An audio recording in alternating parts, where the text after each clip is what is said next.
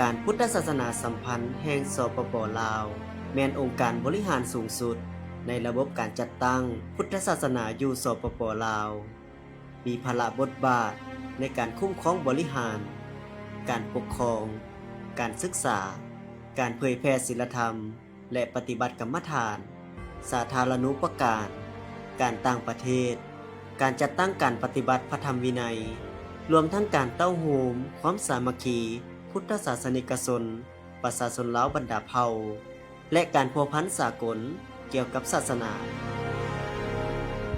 พุทธศาสนาอยู่ในสปป.ลาวมีมาตั้งแต่บุพการยามใดพุทธศาสนาก็ติดพันกับประเทศชาติประเทศชาติก็ติดพันกับพระพุทธศาสนาธรรมะคำสั่งสอนทางพุทธศาสนาก็ติดพันกับแนวทางนโยบายของพรรคของรัฐใน5กรรมาธิการนี้ได้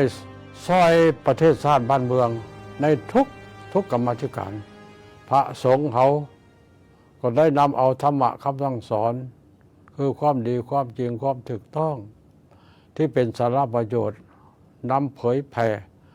ให้ออกตัวญาติโยมได้หู้จักความดีความชั่วและอื่นๆการสั่งสาวัดวาอารามโรงเรียนโรงหมอตลอดถึงช่วยเหลือสาธารณกุศลต่างๆภัยพิบัติน้ำท่วมไฟไหม้พระสงฆ์เขาก็เอาไปช่วยสงเคราะห์เพราะฉะนั้นพระพุทธศาสนากับประเทศชาติจึงเคียงคู่กันไปตลอดกาลของการบริหารส่วนกลางปสก็ได้สุกโยการจัดพิมพ์พระไตรปิฎกเพิ่นก็ดำเนินดิเริ่มมาพระไตรปิฎกตั้งแต่สมัยที่7เนาะปวดแก่กันมาจนมาถึงสมัยที่8นี่มันพวกเฮาได้จัดพิมพ์แล้วก็จัดเปิดโตพระไตรปิฎกอย่างเป็นทางการตั้งแต่เวลาเปิดโตมาในถ่ายปี2024และ2025ต่อใส่2026ในสมัยที่เก่าที่จะมาถึงนี้แม่นพวกเฮาจะได้เริ่มจัดแจกจ่ายไปทั่วประเทศเนาะแล้วก็ออกนอกภาคพื้นเนาะภาคพื้นและสากลตามเงื่อนไขแล้วก็ต่อมาก็แม่นการสำเร็จการรับมอบการสร้างสากุฏิประธานสงฆ์ของศูนย์กลางอปสเฮานี้และจัดงานอีเวนต์กิจกรรมต่างๆงานบุญนมัสการพระธาตุหลวงก็ได้จัดมาตลอดปีจัดบุญนิทรรศการอยู่หน้าหอธรรมสภาเปียกงานในครั้งต่อไปหันเนาะก็สิเว้าเป็นภาพนั่นเป็นภาพรวมๆเนาะของการบริหารของพวกเฮาหันโครงการที่1ก็แม่นจะสร้างความเข้มแข็งให้กับเปียกงานการบริการสังคมบริการองค์การจัดตั้งภายในการจัดตั้งตนเองเนาะโดยเฉพาะแม่นการนำใส่เทคโนโลยีนำใส่สื่อในแบบใหม่โครงการที่2ก็แม่นสุกโยการปฏิบัติหน้าที่ของพระสงฆ์เนาะในขันต่างๆบ่ว่าจะเป็นขันแข้งขันเมืองเนาะสุกโยให้เพิ่นดำเนินกิจกรรมตามขาดหมายให้ได้เนาะโครงการที่3ก็แม่นสร้างความเข้มแข็งต่อบุคลากรสงฆ์และก็ฆราวาสที่เข้ามาเฮ็ดเวียกอยู่ในองค์การสงฆ์ของพวกเฮาโครงการที่4ก็แม่นสุกโยและส่งเสริมการจัดตั้งสำนักงานทุกอปส.แข็งในทั่วประเทศก็ต้องได้มีของการบริหารเป็นหลักโครงการที่5แม่นสร้างและปรับปรุงบรรดานิติกรรมที่เกี่ยวข้องโครงการที่6ก็แม่นสืบต่อจัดพิมพ์แจกจ่ายพระไตรปิฎกเขาจะดำเนินแจกจ่ายไปเรื่อยๆเพราะว่าจัดพิมพ์เป็นครั้งแรกครั้งปฐมฤกษ์ครั้งที่สำคัญที่สุดเนาะของสปปลาวของพวกเฮาที่มีพระไตรปิฎกที่สมบูรณ์แบบระหว่างภาษาลาวและภาษาบาลีก็จะได้แจกจ่ายไปตลอดสมัยที่เก่าที่จะมาถึงนี้อันนี้ก็เป็นโครงการแผนงานของการบริหารและก็เวียกงานที่พลเด่นที่ได้ดำเนินมาตลอดระยะสมัยคณะกรรมการปกครองสงฆ์ขั้นศูนย์กลางลงฮอดท้องถิ่นได้เอาใจใส่เก็บกรรมสถิติพระสงฆ์สามเณรพ่อข่าวแม่ข่าวสังฆรีวัดเป็นปกติทุกๆปี2ได้สำเร็จพิมพ์ปึ้มสุทธิจำนวน20,000 หัว3ได้ร่วมกับกรมศาสนาศูนย์กลางแนวราสร้างชาติบุงสุกโยเวียกงานปกครองสงฆ์ในทั่วประเทศได้จำนวน14แข่ง4ได้สำเร็จเผยแพร่ผลสำเร็จของประชุมใหญ่สมัยที่8และเผยแพร่ ธรรมนูญปกครองสงฆ์ฉบับปรับปรุงใหม่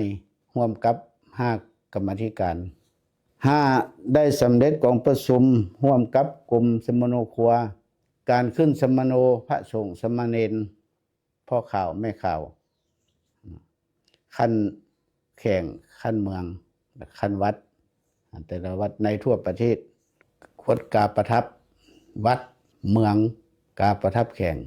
6สำเร็จการเข้าร่วมบุญวิสาขบูชาที่จัดขึ้นที่ประเทศเวียดนามและราชอาณาจักรไทย7ได้สำเร็จเข้าร่วมกองประชุมสามชาติลาวเวียดนามกัมพูชาครั้งที่2จัดขึ้นอยู่สสเวียดนามและครั้งที่3ที่ได้จัดขึ้นอยู่ราชอาณาจักรกัมพูชา8ได้สำเร็จการช่วยเหลือภัยน้ำท่วมแข่งอุดมไซแข่งหลวงน้ำทาและแข่งอื่นๆ9ได้สำเร็จการมอบอุปกรณ์เครื่องรับใช้ห้องการให้แก่แข่งหัวพันแข่งเสกองและแข่งอัตตปือการสร้างยุทธศาสตร์และวิสัยทัศน์ของกรรมาธิการการจัดตั้งศูนย์ปฏิบัติธรรมนอกนั้นยังได้จัดฝึกอบรมผู้วิปัสสนาเพื่อตอบสนองในการลงไปเผยแพร่และสอนกรรมฐานให้ได้ครบในทางภายในและต่างประเทศและก็ยังอยากขยายไปสู่ต่างแขวงอีกหลายๆปอนที่ให้มีครูวิปัสสนาจารย์ได้ไปสอนอย่างเหมาะสมอันที่2แม่นได้จัดทำพระไตรปิฎกซึ่งเป็นภาษาลาวและภาษาบาลีซึ่งทางอุปสได้มอบหมายหน้าที่ให้ทางกรรมาธิการซึ่งแม่นพระอาจารย์ใหญ่มหาอุดรได้นำพาคณะจัดทำก็ถือว่าสำเร็จอันที่3แม่นได้จัดตั้งกองทุนอุปถัมภ์กรรมาธิการเผยแพร่เพื่อชุกยูกิจกรรมของกรรมาธิการและที่4แม่นกิจกรรมว่าส่งเสริมคุณธรรมศีลธรรมให้แก่น้องๆนักเรียนเยาวชนเป็นต้นว่าขายธรรมะสนับสนุนเพื่อเยาวชนก็ได้ขยายออกไปต่างแขวงแล้วก็มีกิจกรรมบรรพชาสามเณรก็ได้จัดทำขึ้นมาอย่างเป็นกระบวนการฟื้นแล้วก็ยังได้ลงสอนโรงเรียนต่างๆที่เป็นว่าโรงเรียนที่มีความสนใจในธรรมะคือว่าเขาขายธรรมะเยาวชนแล้วก็สุขบำบัดยาเสพติดก็ได้ลงไปสอนแล้วก็อบรมธรรมะให้แก่บรรดาเยาวชนและสาวหนุ่มซึ่งการเผยแพร่ของกรรมาธิการมันได้ใส่ว่าการเผยแพร่ที่เป็นระบบและการได้ใช้ทุกรูปแบบทั้งสื่อออนไลน์สื่อสิ่งพิมพ์แล้วก็ทางโทรภาพวิทยุก็ถือว่าได้จัดทำเขาในกระบวนการเผยแพร่นอกจากการเผยแพร่ศีลธรรมธรรมะแล้วยังได้เผยแพร่แนวทางของว่าภาครัฐที่แทนเหมาะที่เป็นนิติกรรมเกี่ยวกับองค์การสงฆ์กรรมาธิการศึกษามีผลสำเร็จอันที่หนึ่งก็คือสามารถบรรจุคู่ที่เป็นคู่บรรพชิตและบริหารอยู่ในขอบเขตทั่วประเทศในระยะ5 ปีผ่านมาหลายกว่า400 องค์ข้อที่2ก็คือสามารถจัดการดำเนินการเรียนการสอนและก็จัดตั้งระบบเงื่อนไขและแผนการกระทรวงศึกษาที่กำหนดไว้ได้จำนวน 95% ส่วนห้อยข้อที่3ก็คือสามารถสร้างหลักสูตรแบบเพี้ยนในวิชาทั้งพระพุทธศาสนา4ได้สำเร็จการแก้ไขแบบเพี้ยนวิชาทั้งพระพุทธศาสนาใน5 วิชาได้สำเร็จ5สำเร็จจัดการเรียนอบรมการสอนแบบ15 โมดูลให้แก่ครูอาจารย์ที่ประจำอยู่ในสถานการศึกษาในขอบเขตทั่วประเทศ6สำเร็จจัดการเรียนการสอนในระบบปริญญาติธรรมว่านักธรรมบาลีก็คือสำเร็จผลในระดับนักธรรมตรีและธรรมโทซึ่งจะดำเนินการต่อปีหน้าก็คือเป็นนักธรรมเอกให้สมบูรณ์ในระดับสายปริญญาติธรรม7แล้วก็สำเร็จต่อแผนการขยายสถานการศึกษาสั้นมัธยมต้นให้ครบถ้วนอยู่ในขอบเขตทั่วประเทศโดยเฉพาะใน2 แข้งล่าสุดก็คือแข้งไส้สมบูรณ์และแข้งผงสลีแล้วก็สำเร็จผลในการดำเนินการจัดฐานข้อมูลเพื่อเป็นการคุ้มครองและส่งเสริมคู่บรรพชิต ในขอบเขตทั่วประเทศจากระบบรีโมทเซิร์ฟเวอร์มาเป็นระบบออนไลน์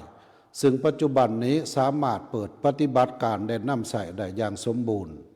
และผลสำเร็จข้อที่เก่าอันสำคัญที่เป็นกลไกในการขับเคลื่อนเวียกงานการศึกษาสงฆ์ก็คือสำเร็จผลในการลงติดตามประเมินผลการนำใส่ลำดับว่าด้วยการศึกษาสงฆ์ในขอบเขตทั่วประเทศและข้อที่10ที่เป็นบทบาทใหม่และเป็นที่ปลื้มปิติใจเป็นที่ส้มซืนดีใจขององค์การพุทธศาสนาสัมพันธ์ก็คือในระยะ5 ปีผ่านมาแต่ละปีนักศึกษาสงฆ์สามารถยากตัวเลขจำนวนนักเรียนเก่งในขอบเขตทั่วประเทศได้โดยเฉพาะปีนี้ก็แม่นพระสงฆ์ที่สามารถญาติได้ใบประกาศแดงจำนวน3 องค์กรรมาธิการสาธารณูปการนี้ได้ปฏิบัติหน้าที่ตามภาระบทบาทอย่างเอาใจใส่และก็มีผลสำเร็จหลายหน้าที่หลายเวียกงานและก็เป็นผลงานให้แก่องค์การพุทธศาสนาในการเคลื่อนไหวเป็นการจันโลงพุทธศาสนาและพัฒนาสังคมประเทศชาติให้มีความเจริญนั่นก็คือได้ประกอบส่วนสร้างโรงเรียนสงฆ์ขึ้น3 แห่งแห่งที่1อยู่ที่เมืองสามัคคีไสยแขวงอัตตปือแห่งที่2อยู่ที่เมืองอนุวงศ์แขวงไซสมบูรณ์และแห่งที่3อยู่ที่แขวงพงศลีอันนี้แม่นคณะกรรมาธิการสาธารณูปการนี่ได้รับสนองเวียกงานให้แก่องค์การพุทธศาสนาในการปลุกระดมศรัทธาและก็สร้างโรงเรียนเพื่อให้พระสงฆ์สามเณรที่บวชมานั้นมีสถานที่ศึกษาห้ำเหียนในแต่ละท้องถิ่นนอกจากนั้นเวียกงานสังคมสงเคราะห์นี่กับพ้นเด่นบ่อนว่าแต่ละเทื่อที่ประเทศเฮามีภัยธรรมชาติเข้ามาคุกคามเช่นว่าไฟไหม้น้ำท่วมภัยหนาวพระสงฆ์เฮานี่บ่ได้ปล่อยปะได้เอาใจใส่ปลุกระดมค้นคว้าถึงวัตถุสิ่งของต่างๆเอาไปช่วยเหลือบรรเทาทุกข์เป็นที่ฮู้ดีของสังคมว่าเวียกงานสังคมสงเคราะห์นี่ทุกแข่งทั่วประเทศนี่พวกเฮาลงเคลื่อนไหวได้อย่างทั่วถึงในเวียกงานดังกล่าวนี้ซึ่งพระสงฆ์สามเณรบ่เฉพาะตั้งแต่กรรมาธิการสาธารณูปการเท่านั้นพระสงฆ์สามเณรทุกองค์ตลอดถึงผู้ที่มีศรัทธาทั้งหลายก็ได้เอาใจใส่ประกอบส่วนอย่างตั้งหน้าเฮ็ดให้เวียกงานดังกล่าวนี้ประสบผลสำเร็จกรรมาธิการการต่างประเทศได้เข้าร่วมกองประชุมในภาคพื้นสากลเป็นต้นกองประชุม3 ประธานองค์การพุทธศาสนาที่สาธารณรัฐสังคมนิยมเวียดนามที่กัมพูเชียและก็ในระดับสากลได้เข้าร่วมกองประชุมใหญ่สุดยอดชาวพุทธที่ประเทศญี่ปุ่นและกองประชุมในขันภาคพื้นเช่นที่ประเทศศรีลังกาประเทศจีนเป็นต้นนอกจากนั้นกรรมาธิการการต่างประเทศยังได้ปฏิบัติเวียกงานโดยการนิมนต์เอาพระสงฆ์จากต่างประเทศได้มาเยี่ยมยามแลกเปลี่ยนสารสายสัมพันธ์ระหว่างองค์การพุทธศาสนากับองค์การพุทธศาสนาในแต่ละประเทศเปิดโครงการอบรมพระสมณทูตลาวขึ้นโดยครั้งทับอิฐมีการเปิดโครงการในปี 2022 ซึ่งเป็นประธานโดยประธานองค์การพุทธศาสนาสัมพันธ์แห่งสปป.ลาวและท่านรองนายกรัฐมนตรีกระทรวงการต่างประเทศ มาในปี 2024 พวกเราได้มีการฝึกอบรมพระสมณทูตสุดธรรมอิฐสุดที่หนึ่งขึ้นจำนวน 30 องค์ ซึ่งแผนอบรมพระสมณทูตนี้กรรมาธิการการต่างประเทศว่า 3 ปีได้อบรมครั้งหนึ่ง เมื่อเบิ่งตามความเรียกร้องต้องการ สภาพความเป็นจริงของสังคมในปัจจุบันนี้ พวกเราจึงมีแผนว่าจะต้องได้ฝึกอบรมปีละครั้งซึ่งคาดคะเนว่าในสมัยที่เก่านี้กรรมาธิการการต่างประเทศก็จะพยายามฝึกอบรมพระสมณทูตลาวให้ได้ทั้งปริมาณและคุณภาพ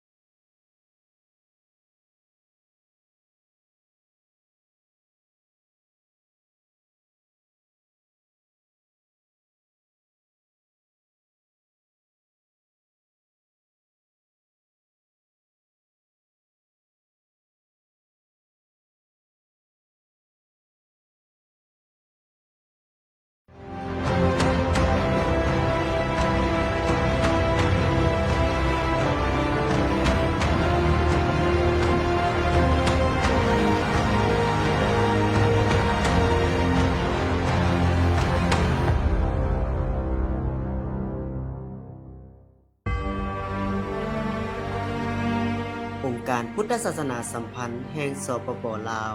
แม่นองค์การบริหารสูงสุดในระบบการจัดตั้งพุทธศาสนาอยู่สปป.ลาวมีภาระบทบาทในการคุ้มครองบริหาร การปกครอง การศึกษา การเผยแพร่ศีลธรรมและปฏิบัติกรรมฐาน สาธารณูปการ การต่างประเทศ การจัดตั้งการปฏิบัติพระธรรมวินัย รวมทั้งการเต้าโหมความสามัคคีพุทธศาสนิกชนประชาชนลาวบรรดาเผ่าและการพัวพันสากลเกี่ยวกับศาสนา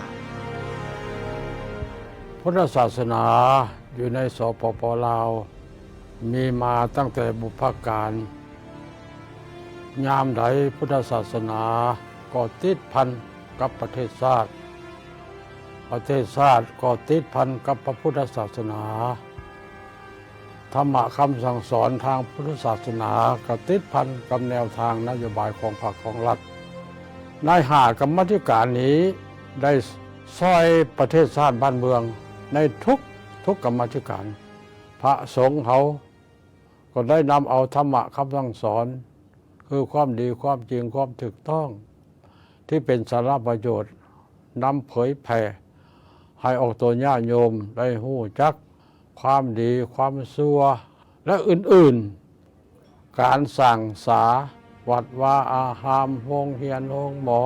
ตลอดถึงช่วยเหลือสาธารณกุศลต่างๆภัยพิบัติน้ำท่วมไฟไหม้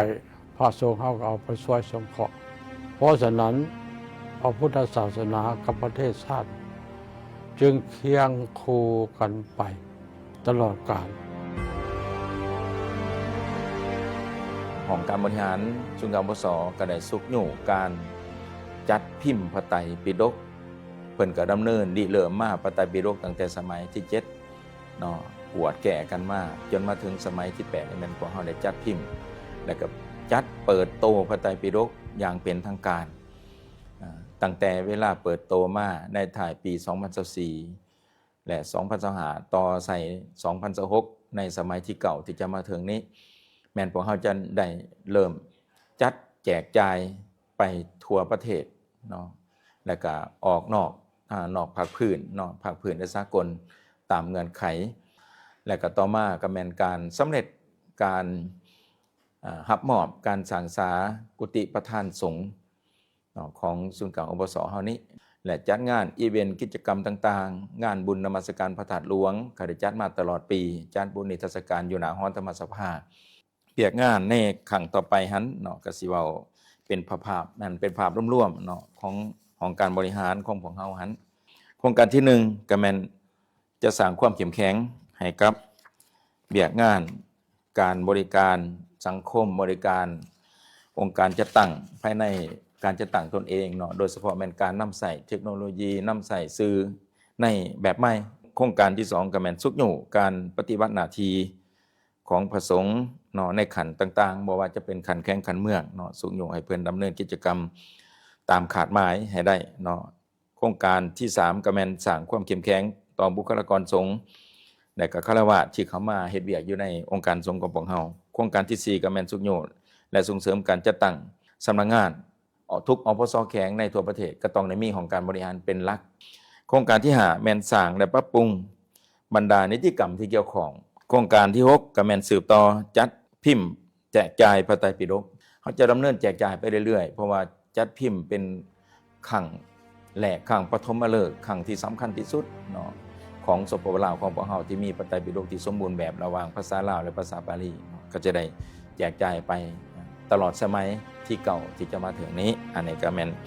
เป็นโครงการแผนงานของการบริหารและก็เวียกงานที่พลเด่นที่ได้ดำเนินมาตลอดระยะสมัยคณะกรรมการปกครองส่งขั้นศูนย์กลางลงฮอดท้องถิ่นได้เอาใจใส่เก็บกรรมสถิติพระสงฆ์สามเณรพ่อข่าวแม่ข่าวสังฆรีวัดเป็นปกติทุกๆปี 2. อันได้สำเร็จพิมพ์ปึ้มสุทธิจำนวน20,000 หัว 3. อันได้ร่วมกับกรมศาสนาศูนย์กลางแนวราสร้างชาติบุงสุกโยเวียกงานปกครองสงฆ์ในทั่วประเทศได้จำนวน14 แข่ง 4. ได้สำเร็จเผยแพร่ผลสำเร็จของประชุมใหญ่สมัยที่8และเผยแพร่ธรรมนูญปกครองสงฆ์ฉบับปรับปรุงใหม่ร่วมกับ5กรรมาธิการ 5. ได้สำเร็จของประชุมร่วมกับกรมสมโนครัวการขึ้นสมโนพระสงฆ์สามเณรพ่อข่าวแม่ข่าวขั้นแข่งขั้นเมืองขั้นวัดแต่ละวัดในทั่วประเทศวัดกาประทับวัดเมืองกาประทับแข่ง 6. สำเร็จการเข้าร่วมบุญวิสาขบูชาที่จัดขึ้นที่ประเทศเวียดนามและราชอาณาจักรไทย 7. ได้สำเร็จเข้าร่วมกองประชุมสามชาติลาวเวียดนามกัมพูชาครั้งที่2จัดขึ้นอยู่สสเวียดนามและครั้งที่3ที่ได้จัดขึ้นอยู่ราชอาณาจักรกัมพูชา 8. ได้สำเร็จการช่วยเหลือภัยน้ำท่วมแข่งอุดมไซแข่งหลวงน้ำทาและแข่งอื่นๆ 9. ได้สำเร็จการมอบอุปกรณ์เครื่องรับใช้ห้องการให้แก่แข่งหัวพันแข่งเซกองและแข่งอัตตปือการสร้างยุทธศาสตร์และวิสัยทัศน์ของกรรมาธิการจัดตั้งศูนย์ปฏิบัติธรรมนอกนั้นยังได้จัดฝึกอบรมผู้วิปัสสนาเพื่อตอบสนองในการลงไปเผยแพร่และสอนกรรมฐานให้ได้ครบในทางภายในและต่างประเทศและก็ยังอยากขยายไปสู่ต่างแขวงอีกหลายๆพรที่ให้มีครูวิปัสสนาจารย์ได้ไปสอนอย่างว่าเหมาะสมอันที่2แม่นได้จัดทำพระไตรปิฎกซึ่งเป็นภาษาลาวและภาษาบาลีซึ่งทางอุปสได้มอบหมายหน้าที่ให้ทางกรรมาธิการซึ่งแม่นพระอาจารย์ใหญ่มหาอุดรได้นำพาคณะจัดทำก็ถือว่าสำเร็จอันที่3แม่นได้จัดตั้งกองทุนอุปถัมภ์กรรมาธิการเผยแพร่เพื่อชุกยูกิจกรรมของกรรมาธิการและที่4แม่นกิจกรรมว่าส่งเสริมคุณธรรมศีลธรรมให้แก่น้องๆนักเรียนเยาวชนเป็นต้นว่าขายธรรมะสนับสนุนเพื่อเยาวชนก็ได้ขยายออกไปต่างแขวงแล้วก็มีกิจกรรมบรรพชาสามเณรก็ได้จัดทำขึ้นมาอย่างเป็นกระบวนการฝึกพื้นแล้วก็ยังได้ลงสอนโรงเรียนต่างๆที่เป็นว่าโรงเรียนที่มีความสนใจในธรรมะหรือว่าเขาขายธรรมะเยาวชนแล้วก็สุขบำบัดยาเสพติดก็ได้ลงไปสอนแล้วก็อบรมธรรมะให้แก่บรรดาเยาวชนและสาวหนุ่มซึ่งการเผยแพร่ของกรรมาธิการมันได้ใช้ว่าการเผยแพร่ที่เป็นระบบในการได้ใช้ทุกรูปแบบทั้งสื่อออนไลน์สื่อสิ่งพิมพ์แล้วก็ทางโทรภาพวิทยุก็ถือว่าได้จัดทำเขาในกระบวนการเผยแพร่นอกจากการเผยแพร่ศีลธรรมธรรมะแล้วยังได้เผยแพร่แนวทางของว่าภาครัฐที่ แทนเหมาะที่เป็นนิติกรรมเกี่ยวกับองค์การสงฆ์ กรรมาธิการศึกษามีผลสำเร็จอันที่หนึ่งก็คือสามารถบรรจุคู่ที่เป็นคู่บรรพชิตและบริหารอยู่ในขอบเขตทั่วประเทศในระยะ5 ปีผ่านมาหลายกว่า400 องค์ข้อที่สองก็คือสามารถจัดการดำเนินการเรียนการสอนและก็จัดตั้งระบบเงื่อนไขและแผนการกระทรวงศึกษาที่กำหนดไว้ได้จำนวน 95% ส่วนห้อยข้อที่สามก็คือสามารถสร้างหลักสูตรแบบเพี้ยนในวิชาทั้งพระพุทธศาสนา4ได้สำเร็จการแก้ไขแบบเพี้ยนวิชาทั้งพระพุทธศาสนาใน5 วิชาได้สำเร็จ5สำเร็จจัดการเรียนอบรมการสอนแบบ15 โมดูลให้แก่ครูอาจารย์ที่ประจำอยู่ในสถานการศึกษาในขอบเขตทั่วประเทศ6สำเร็จจัดการเรียนการสอนในระบบปริญญาติธรรมเอิ่นว่านักธรรมบาลีก็คือสำเร็จผลในระดับนักธรรมตรีและธรรมโทซึ่งจะดำเนินการต่อปีหน้าก็คือเป็นนักธรรมเอกให้สมบูรณ์ในระดับสายปริญญาติธรรม7แล้วก็สำเร็จต่อแผนการขยายสถานการศึกษาสั้นมัธยมต้นๆให้ครบถ้วนอยู่ในขอบเขตทั่วประเทศ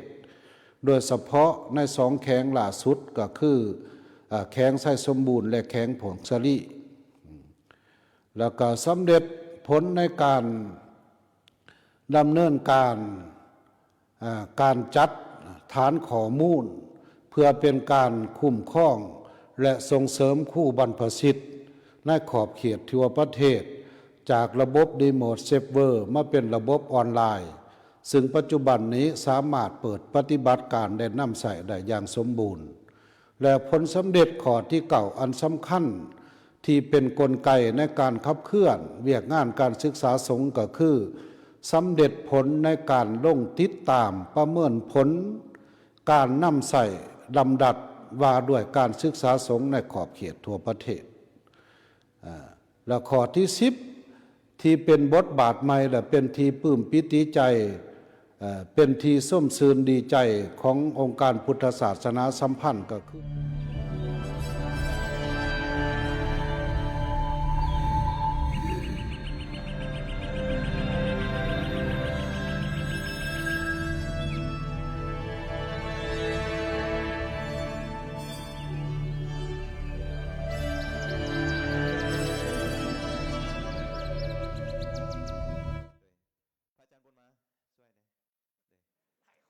ต่อจากนี้จะได้เข้ากองผสมเลยตอนนี้มันได้เวลานาทีแล้ว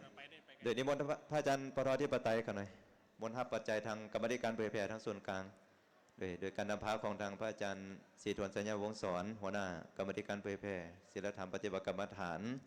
พร้อมโดยทางศิษยานุศิษย์ของพระอาจารย์ใหญ่สาลีกันตศิโลเทพธิดาธรรมพร้อมโดยทางคณะจะได้มอบปัจจัยจำนวน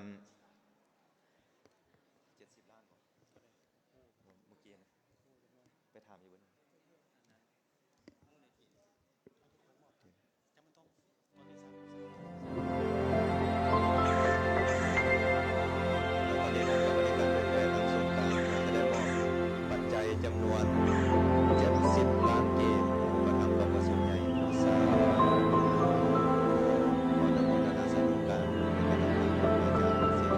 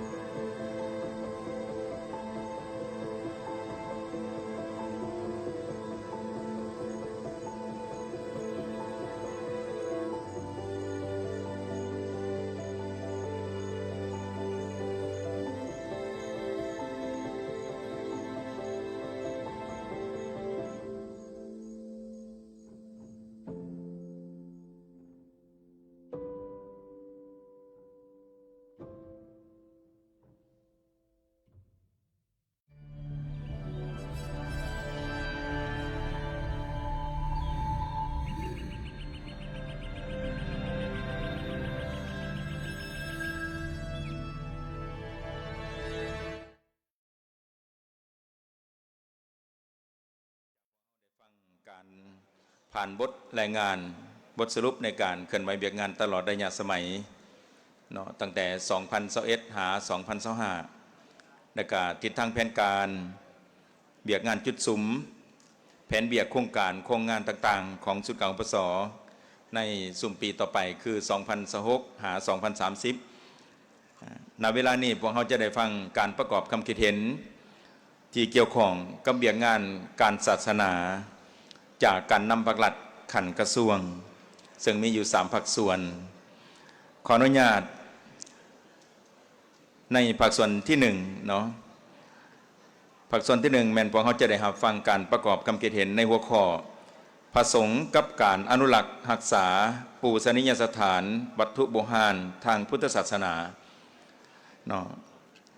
จากกระทรวงวัฒนธรรมและท่องเที่ยวขอถือเป็นเกียรติเจริญพร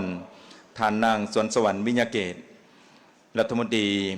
กระทรวงวัฒนธรรมและท่องเที่ยวได้ให้เกียรติขึ้นประกอบคำเห็นต่อกองประชุมขอเป็นเกียรติเจริญพรเชิญ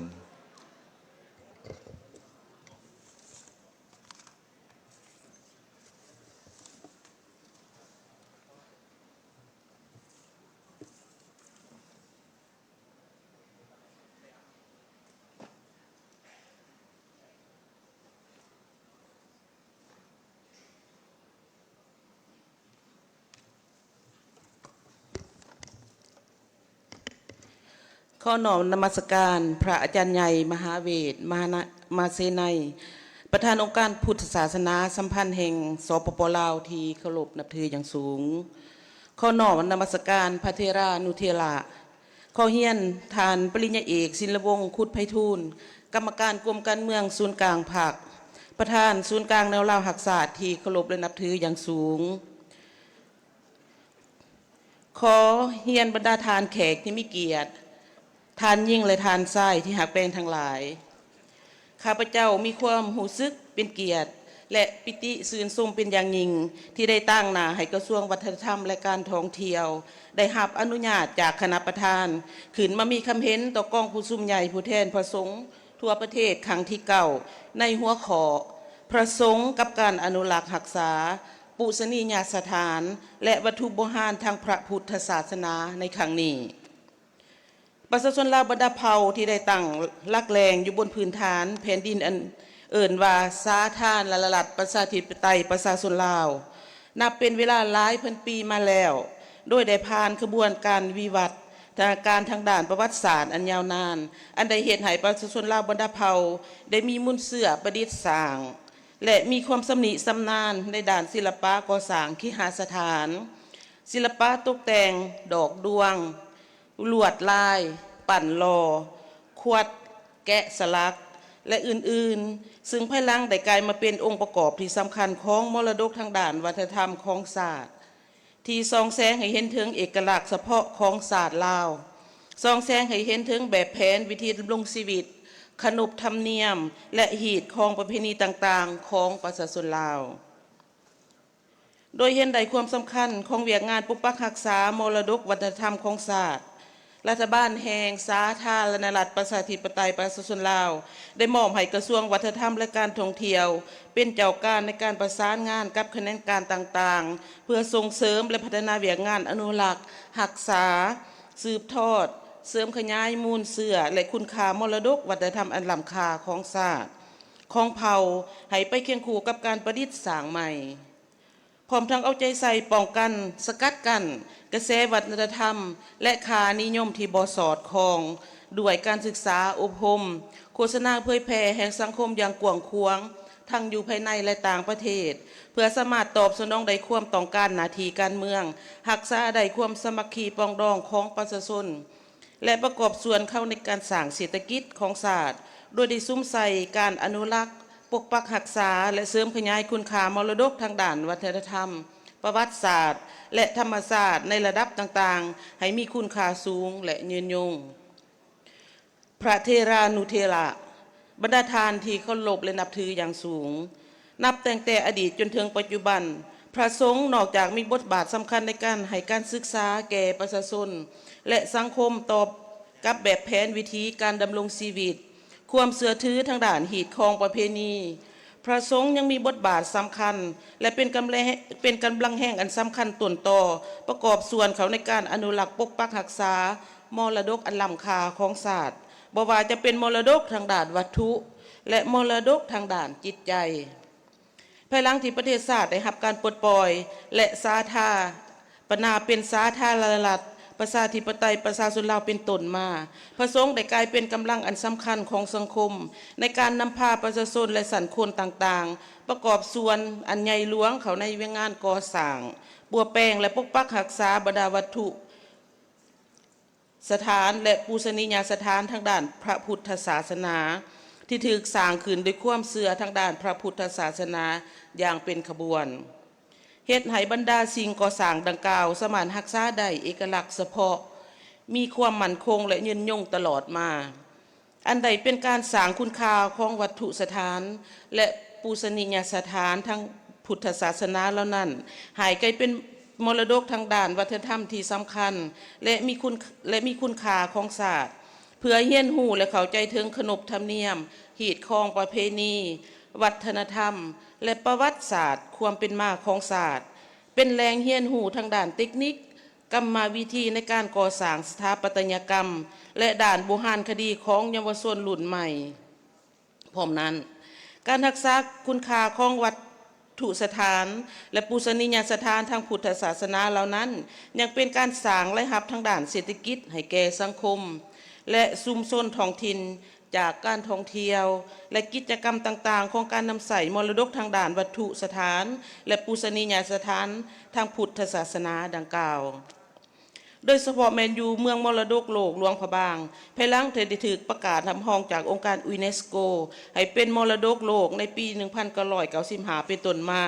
พระสงฆ์ได้กลายเป็นกำลังแห่งสำคัญในการไปมีส่วนร่วมนำพาสังคมและประชาชนประกอบส่วนเขาในการบูรณะ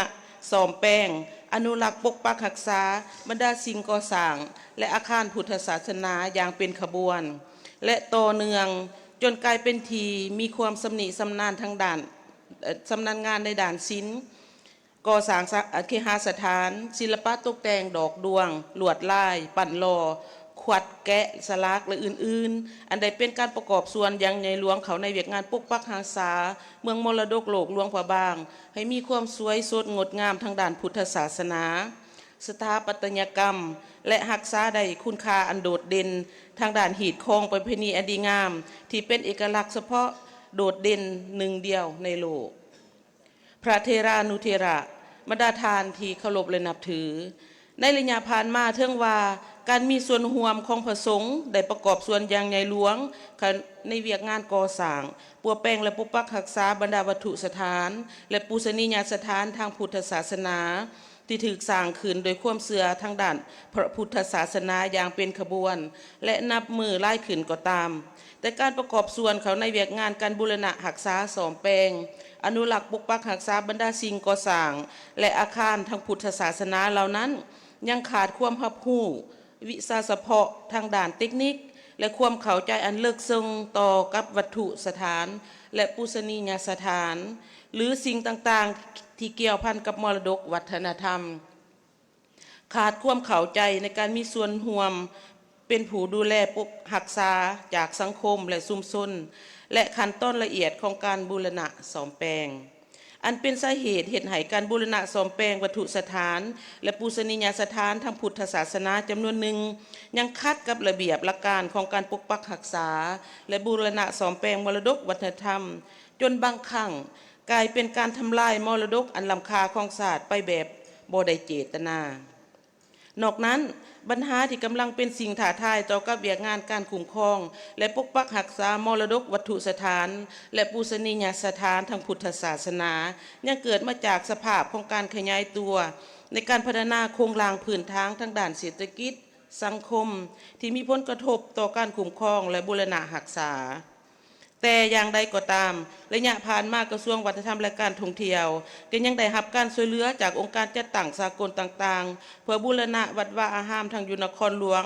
และบรรดาแขวงจำนวนหนึ่งพร้อมทั้งจัดฝึกอบรมการสร้างความเข้มแข็งทางด้านเทคนิควิชาเฉพาะให้แก่พนักงานวิชาการทั้งศูนย์กลางและท้องถิ่น เพื่อช่วยเขาในเวียกงานบูรณะดังกล่าว แต่ก็ยังบ่ทันเพียงพอเป็นจำนวนหลาย พระเทระนุเทระบรรดาทานที่เคารพและนับถือ เนื่องจากมรดกวัฒนธรรม วัตถุสถานและปูชนียสถานทางพุทธศาสนา เป็นสิ่งแสดงให้เห็นถึงเอกลักษณ์ที่เฮ็ดให้เข้าใจถึงประวัติศาสตร์ ความเป็นมาของศาสตร์ ขนบธรรมเนียมหิตของประเพณีและวัฒนธรรม เป็นแหล่งเรียนรู้และการศึกษาข้อมูลทางด้านวิชาการที่สำคัญทางสามารถพันขยาย และพัฒนาให้เกิดเป็นแหล่งรายรับทางด้านเศรษฐกิจสังคมและชุมชนดังนั้นการปกปักรักษามรดกวัฒนธรรมปูชนียสถานทางพุทธศาสนาให้สมานรักษาได้คุณค่าความสำคัญอันโดดเด่นที่มีเอกลักษณ์เฉพาะให้มีความมั่นคงและยืนยงตลอดไปนั้นการมีส่วนร่วมของสังคมจึงมีความสำคัญและจำเป็นที่สุดโดยทั่วไปแล้วทุกๆการประกอบส่วนเขาในการปฏิสังขรณ์และบูรณะซ่อมแปลงวัตถุสถานและปูชนียสถานต้องได้คำนึงและพิจารณาถึงหลักการพื้นฐานคือ 1. พยายามรักษาได้คุณลักษณะและรูปทรงดังเดิมของบรรดาวัตถุสถานและปูชนียสถานรวมถึงขั้นตอนเทคนิคและกรรมวิธีแบบดังเดิมที่ได้ใส่เขาในการก่อสร้าง 2. พยายามสอบหาทุกวิธีทางเพื่อรักษาไว้บรรดาองค์ประกอบและสิ่งแวดล้อมของวัตถุสถานและปูชนียสถานให้ได้หลายที่สุด 3. การบูรณะซ่อมแปลงและการก่อสร้างใหม่ต้องมีผลกระทบน้อยที่สุดต่อกับมรดกวัตถุสถานและปูชนียสถานที่เป็นของแท้ดังเดิม 4. ในกรณีโครงสร้างทางสถาปัตยกรรมของวัตถุสถานและปูชนียสถานหากมีการเสื่อมสภาพอย่างหายแห้งและบ่สามารถซ่อมแปลงให้กลับคืนสู่สภาพเดิมในนั้นการก่อสร้างใหม่เพื่อทดแทนสิ่งเก่านั้นต้องสามารถรักษาได้ขนาดสีสันรูปทรงและจุดประสงค์ของการนำใส่ดังเดิมแต่วิธีการแก้ไขนี้ก็บ่เป็นเรื่องที่จะเหมาะสมปานใดนอกจากนี้เวียกวัฒนธรรมยังเป็นปัญหาที่ท้าทายหลายในปัจจุบันโดยเฉพาะในกลุ่มคนวัยหนุ่มหุ่นใหม่บวกกับการกระจายข้อมูลข่าวสารทางออนไลน์ในหลายรูปแบบที่ทันสมัยได้ส่งผลกระทบต่อแนวคิดจินตนาการพฤติกรรมและการปฏิบัติต่างๆบ่ถูกต้องสอดคล้องกับวัฒนธรรมลาวเฮาเท่าที่ควรขาดความเป็นเข่าคงเดิมอันดีงามของศาสตร์ลาวปัญหาเหล่านี้เกิดจากการเผยแพร่วัฒนธรรมลาวเฮายังบ่ทันกว้างขวางบ่ทันสามารถเข้าถึงจิตใจของคนหุ่นใหม่ย้อนการแทรกแซงวัฒนธรรมจากภายนอกที่มีท่าแห้งหลายด้านที่ค่อยๆเสื่อมซึมเข้าวัฒนธรรมสังคมลาวในปัจจุบันต่อกับปัญหาดังกล่าวข้าพเจ้าก็ได้เอาใจใส่สีนำบรรดากรมเกี่ยวของกระทรวงให้เอาใจใส่ในการร่วมมือและการรับการช่วยเหลือจากต่างประเทศโดยเฉพาะบรรดาประเทศใกล้เคียงยังมีการค้นคว้าที่ลึกซึ้งเพื่อเลือกเฟ้นการร่วมมือต่างๆเพราะว่าในปัจจุบันวัฒนธรรมได้กลายเป็นเครื่องมือหนึ่งในการแทรกแซงเข้าระบอบการเมืองการปกครองของประเทศหนึ่งฉะนั้นหากขาดการพิจารณาและค้นคว้าอย่างลึกซึ้งก็จะตกเป็นเครื่องมือให้แก่พวกที่ปรปักษ์ดังกล่าวเพื่อเฮ็ดให้การคุ้มครองวิญญาณดังกล่าวให้มีความเข้มแข็งจึงเรียกร้องเสนอมายังที่ประชุมให้บรรดาคณะการที่เกี่ยวข้องประสานสมทบกันอย่างใกล้ชิดเพื่อปรึกษาหารือและเป็นเจ้าการแก้ไขปัญหาปรากฏการณ์ย่อท้อในสังคมต่างๆร่วมกันทั้งนี้ก็เพื่อปกปักรักษาวัฒนธรรมหีดของประเพณีอันดีงามของศาสตร์ลาวเฮาให้มีความยืนยงเผยแพร่ได้อย่างกว้างขวางทั้งภายในและสากลอย่างบ่หยุดยั้งสุดท้ายนี้ขอแสดงความขอบใจและขออวยพรใส่อันประเสริฐมายังคณะประธานผู้แทนพระสงฆ์บรรดาทานทุกท่านจงมีความสุขกายสบายใจมีสุขภาพพรานามัยเข้มแข็งอายุมั่นควรยืนมีความสุขสมหวังทุกประการขออวยพรใส่แด่กองประชุมใหญ่ผู้แทนพระสงฆ์ทั่วประเทศครั้งที่9ขององค์การพุทธศาสนาสัมพันธ์แห่งสปป.ลาวจงประสบผลสำเร็จอย่างยกงามน้อมนมัสการขอขอบใจ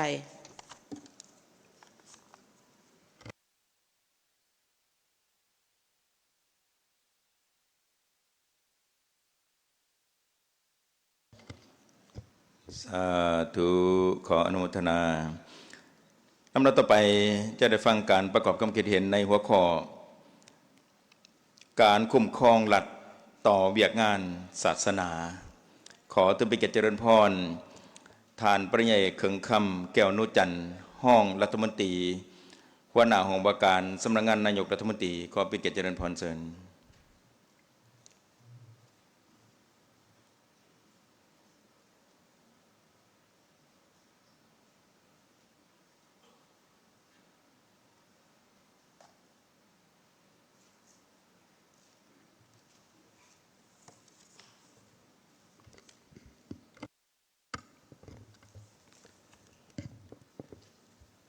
ขอน้อมนมัสการพระอาจารย์ใหญ่มหาเวทมเสนัยประธานศูนย์กลางองค์การพุทธศาสนาสัมพันธ์แห่งสปปลาวที่เคารพและนับถืออย่างสูงขอเฮียนทันปริญญาเอกศิลวงศ์ขุดไพฑูรย์กรรมการกรมการเมืองศูนย์กลางพรรค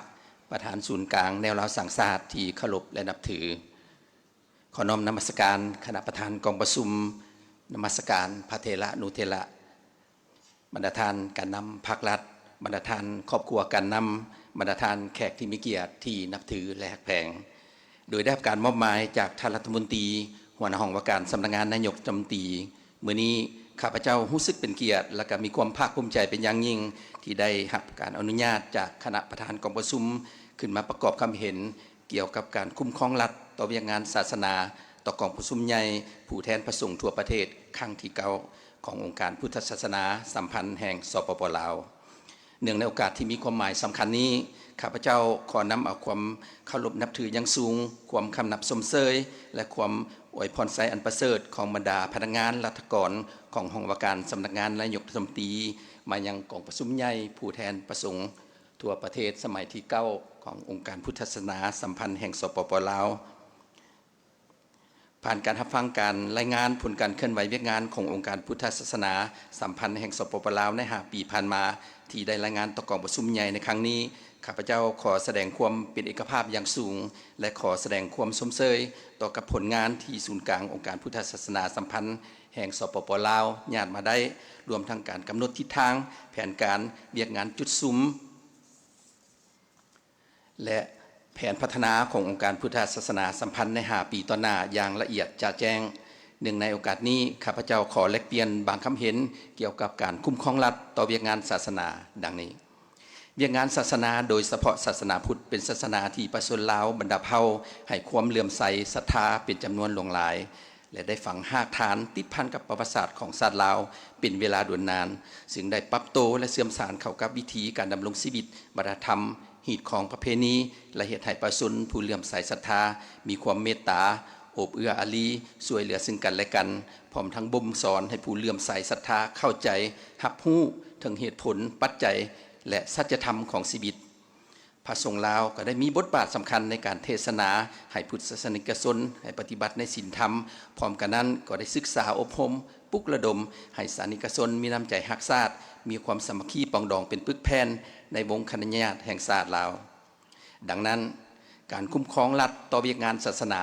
เป็นเวียกงานหนึ่งที่สำคัญของการบริหารรัฐโดยเฉพาะเป็นการกำหนดนโยบายและนิติกรรมต่างๆเพื่อบริหารคุ้มครองดัดปรับบรรดาการเคลื่อนไหวด้านเศรษฐกิจสังคมที่เกี่ยวพันกับศาสนาให้ถูกต้องกับนโยบายกฎหมายและระเบียบการแนวใส่สางเงื่อนไข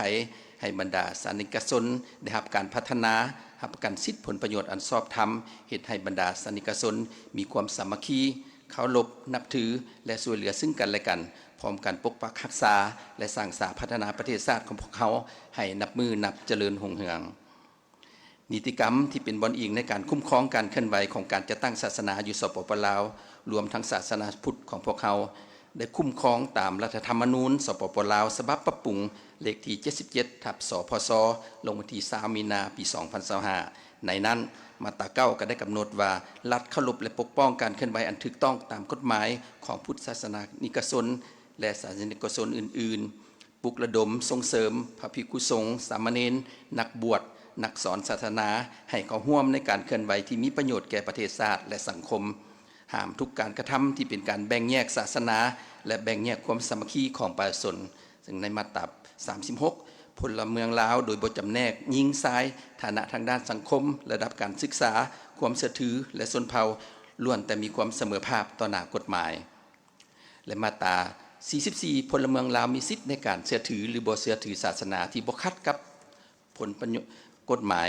นอกจากนั้นอิงตามมาตรา 5 ของดำรัสฉบับเลขที่ 315 ได้กำหนดการเคลื่อนไหวของการจัดตั้งศาสนาและให้ปฏิบัติตามหลักการพื้นฐานดังนี้ที่1มันสอดคล้องกับแนวทางนโยบายรัฐธรรมนูญกฎหมายและระเบียบการอันที่2ก็เป็นถูกต้องตามเนื้อในหลักธรรมคำสั่งสอนของศาสนาที่3มันรับประกันลักษณะศาสตร์วิทยาศาสตร์ความก้าวหน้าและมหาชนที่4มันรักษามูลเชื่อวัฒนธรรมอดีงามของศาสตร์5รับประกันความสามัคคีปองดองศาสตร์ศาสนาสั้นคนและประชาชนบรรดาเผ่า6รับประกันความปลอดภัยความสอดคล้องกับมูลเชื่อสีสันทางด้านวัฒนธรรมของชาติปกปักรักษาและคุ้มครองสิ่งแวดล้อมนอกนั้นในการคุ้มครองรัฐต่อกับงานศาสนารัฐบาลยังจะได้สืบต่อเอาใจใส่1มันคุ้มครองการเคลื่อนไหวของการจัดตั้งศาสนาคุ้มครองการให้สมณศักดิ์ตำแหน่งต่างๆทางศาสนาคุ้มครองการยกย้ายการเคลื่อนไหวของนักบวชนักสอนศาสนาและคณะนำของการจัดตั้งศาสนาคุ้มครองการก่อสร้างบูรณะและปฏิสังขรณ์ซ่อมแปลงสาธารณสถานคุ้มครองการเคลื่อนไหวการสร้างบำรุงนักบวชนักสอนศาสนาคุ้มครองสาธารณสมบัติและสาธารณสถานคุ้มครองการเคลื่อนไหวกิจกรรมทางศาสนารวมทั้งคุ้มครองการห้องทุกข์ห้องฟ้องเกี่ยวกับงานศาสนาเพื่อรับประกันในการแก้ไขต้องไปตามกฎหมายระเบียบการระมัดระวังบ่ลำเอียงและก็บ่อัตวิสัยผ่านการปฏิบัติหน้าที่คุ้มครองรัฐต่อกับงานศาสนาในระยะ5 ปีผ่านมาสามารถสั่งรวมได้ผลงานพ้นเด่นที่บรรดาคะแนนการทั้งศูนย์กลางและท้องถิ่นจำนวนหนึ่งได้ปฏิบัติดังนี้1ก็ได้รับรองและประกาศใช้ธรรมนูญสงฆ์อย่างเป็นทางการในปี 2023ได้ปรับปรุงกงจากการจัดตั้งคุ้มครองงานศาสนาโดยได้ยกย้ายกรมชนเผ่าและศาสนาในเมื่อก่อนสังกัดอยู่กระทรวงภายในมาขึ้นกับห้องว่าการสำนักงานนายกรัฐมนตรีเพื่อสืบต่อเป็นเส้นทางการให้แก่รัฐบาลในการประสานงานกับบรรดาคะแนนการและภาคส่วนเกี่ยวข้องทั้งศูนย์กลางและท้องถิ่นได้อนุมัติในการก่อสร้างพัทธสีมาและวัดซึ่งทั้งองค์การพุทธศาสนาก็ได้รายงานต่อกองประชุมไปแล้วเนาะได้ลงติดตามสุขยุ่งเวียกงานเผยแพร่ธรรมนูญสงฆ์ลาวได้ทั้งหมด17แขวงและบรรดาเมืองในขอบเขตทั่วประเทศนอกจากนั้นก็ยังได้สมทบกับภาคส่วนเกี่ยวข้องเส้นศูนย์กลางในลาวสร้างชาติศูนย์กลางองค์การพุทธศาสนาสัมพันธ์แห่งสปป.ลาวกระทรวงป้องกันความสงบกระทรวงแถลงข่าววัฒนธรรมและท่องเที่ยวและองค์การปกครองแขวงและขันเมืองลงเก็บกรรมและแก้ไขสภาพข้อขัดแย้งและปรากฏการณ์ยอดที่เกิดขึ้นกันในวันที่27ถึงวันที่29ตุลาปี2025ที่ผ่านมานี้คณะผู้แทนสปป.ลาวประกอบด้วยห้องประการสำนักงานนายกรัฐมนตรีศูนย์กลางในลาวสร้างชาติศูนย์กลางองค์การพุทธศาสนาสัมพันธ์แห่งสปป.ลาวก็ได้เข้าร่วมกองประชุมสุดยอดพุทธศาสนา3ประเทศซึ่งรวมมีกัมพูเชียลาวและเวียดนามครั้งที่3ภายใต้หัวข้อความสามัคคีปองดองของศาสนาพุทธเพื่อสันติภาพและการพัฒนาแบบยืนยงที่จัดอยู่นครหลวงพนมเปญประเทศกัมพูเชียและคาดหมายในปี 2027 ที่จะมาถึงนี้สปป.ลาวพวกเขาก็จะได้เป็นเจ้าภาพจัดกองประชุมสุดยอดองค์การพุทธศาสนา3ประเทศดังกล่าวเป็นครั้งที่4ดังนั้นบรรดาคะแนนการที่เกี่ยวข้องของรัฐบาลและองค์การพุทธศาสนาสัมพันธ์แห่งสปป.ลาวพวกเขาจะได้ร่วมกันกาเกี่ยมทางด้านเนื้อในและกาเกี่ยมความพร้อมรอบด้านในการเป็นเจ้าภาพกองประชุมดังกล่าวเคียงคู่กับผลงานที่ได้กล่าวมาครั้งถึงนั้นการคุ้มครองรัฐต่องานศาสนาก็ยังมีปัญหาจำนวนหนึ่งที่จะได้สืบต่อปรับปรุงแก้ไขในต่อหน้าเช่นบางองค์การจะตั้งของพรรครัฐยังบ่ทันกำแน่นและปฏิบัติตามดำรัสฉบับเลขที่315ว่าด้วยการคุ้มครองและปกป้องการเคลื่อนไหวศาสนาอยู่สปป.ลาวจึงเฮ็ดให้การรับรู้เข้าใจดำรัสฉบับดังกล่าวยังบ่ทันเลิกเซิงถึงท้องพร้อมกันนั้นบางเนื้อในของดำรัสผ่านการจัดตั้งปฏิบัติตัวจริงเห็นว่ายังบ่สอดคล้องกับสภาพตัวจริงในปัจจุบันซึ่งจะต้องได้ค้นคว้าปรับปรุงให้มีความเหมาะสมเพื่อเฮ็ดให้การคุ้มครองรัฐต่อกับงานศาสนาหันเข้าสู่ระเบียบการให้ดียิ่งขึ้นการออกนิติกรรมลุมดำรัสเซ็นคำแนะนำและแจ้งการเพิ่มเติมก็ยังบ่ทันเป็นระบบครบชุดโดยเฉพาะการคัดเลือกผู้ที่จะเข้ามาสู่พระพุทธศาสนาการลงวินัยต่อผู้ที่ก่อให้เกิดความเสียหายแก่พระพุทธศาสนาและการชุกยุ่งติดตามการปฏิบัติหน้าที่ของระบบสงฆ์พระเถระนุเถระบรรดาทานที่นับถือและแผงผ่านการจัดตั้งปฏิบัติรัฐธรรมนูญ และดำรัสมาด้วยการคุ้มครองและเคลื่อนไหวปฏิบัติหลักการพื้นฐานขององค์การพุทธศาสนาอยู่สปป.ลาวโดยรวมก็เห็นว่าได้เคลื่อนไหวปฏิบัติตามหลักการพื้นฐานสอดคล้องกับแนวทางนโยบายรัฐธรรมนูญกฎหมายระเบียบการถูกต้องตามธรรมนูญสงฆ์ลาวเนื่องในหลักธรรมคำสั่งสอนของศาสนากับรับประกันศาสนามีลักษณะวิทยาศาสตร์ความก้าวหน้าและมหาศลรักษามวลเสื้อวัฒนธรรมอันดีงามของชาติรับประกันความสามัคคีปองดองเนาะศาสนาสั้นคนและประชาชนบรรดาเผ่าดังแสดงออกในการตีราคาในการเคลื่อนไหวของศูนย์กลางองค์การพุทธศาสนาสัมพันธ์แห่งสปป.ลาวที่ได้รายงานต่อกองประชุมไปแล้วนั้นดังนั้นขอเรียนเสนอให้ศูนย์กลางองค์การพุทธศาสนาสัมพันธ์แห่งสปป.ลาวนำเอาเนื้อในจิตใจและมติกองประชุมใหญ่ในครั้งนี้นำไปพันขยายและจัดตั้งปฏิบัติให้เป็นรูปธรรมรวมทั้งการแก้ไขปัญหาข้อคงค้างที่ได้กล่าวมาข้างถึงนั้นเพื่อให้ไทยศูนย์กลางองค์การพุทธศาสนาสัมพันธ์แห่งสปป.ลาวสืบต่อเจริญรุ่งเรืองขยายตัวอย่างหยุดยั้งและก็เป็นที่พึ่งทางด้านจิตใจให้แก่พุทธศาสนิกชนพร้อมทั้งทนุบำรุงปกปักรักษาพุทธศาสนาให้ดำรงคงตัวคู่กับประเทศลาวตลอดกาลนานมาวันนี้การประกอบคำเห็นของข้าพเจ้าได้หมดเพียงเท่านี้ท้ายสุดนี้ขอให้พรให้แก่คณะประธานกองประชุมพระเถระนุเถระและบรรดาท่านแขกที่มีเกียรติจงมีสุขภาพเข้มแข็งมีผลสำเร็จในหน้าที่เวียกงานขอให้พรให้กองประชุมใหญ่ผู้แทนประสงค์ทั่วประเทศสมัยที่9ขององค์การพุทธศาสนาสัมพันธ์แห่งสปป.ลาวจงมีผลสำเร็จตามจุดประสงค์และคาดหมายที่กำหนดไว้ขอขอบใจ